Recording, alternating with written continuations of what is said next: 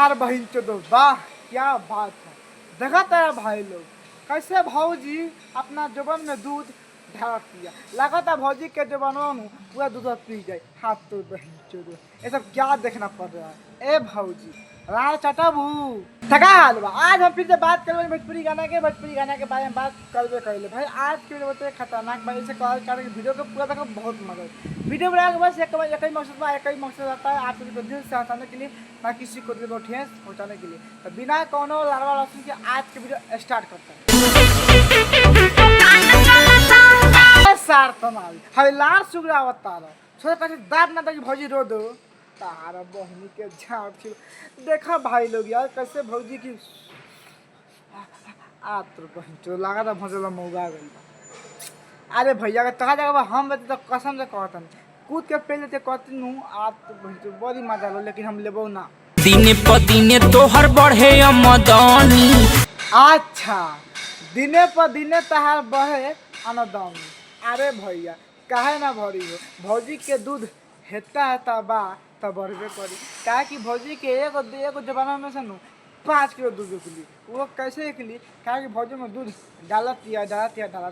तो सिंपल सा बात बता, दूध ऊपर से डलाई तो 5 किलो ही कर लिए जाए। लेकिन भौजी इतना स्मार्ट हो, ऐसा काम करती है। ए भौजी एक बार हम लोग के दिया हो, बड़ी मस्त लगता रू।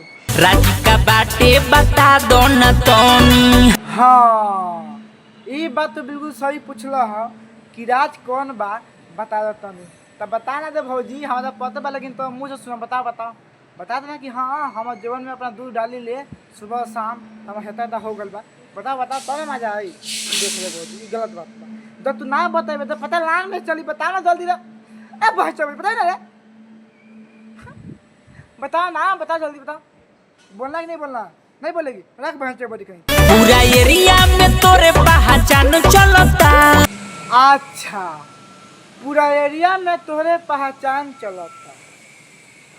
सुन तारा भौजी के बात ना, ए भैया भंसी वाला के बात कैसे कहा था कि पूरा एरिया में तोहरे पहचान चलता। अरे साल बुढ़ छुच्छो जब भौजी रोज दबवाई या रोज मिसवाई आ घर में बुला के ठोकवाई तब भौजी के नाम ना चली तो क्या हमार नाम चली?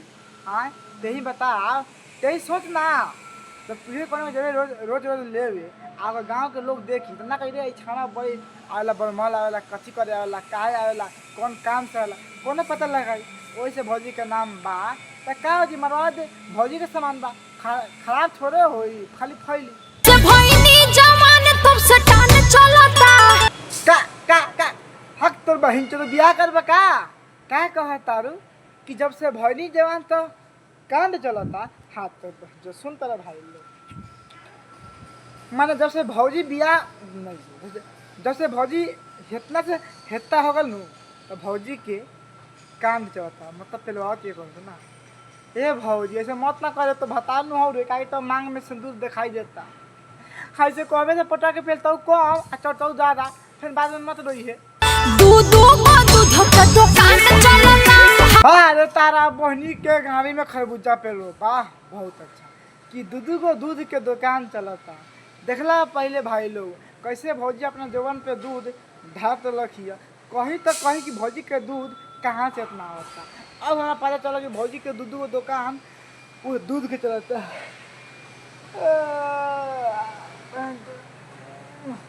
अच्छा भौजी तो दूध पियाओ ना, हम लोग के भूख लागल बा। हो क्या बात है, हाई लेवल में हमारो बात चलता कि दुकान चलता कि लार चलता कि लहसुन कि का बस रहे तो अपन राम बाबू अपन आकाश बाबू। तो भाई तुम्हें बता दीजिए सेफ्टी खातिर मिलल बा हो पे नहीं पड़ी ये काम तो मास्टर आके पेले लगी।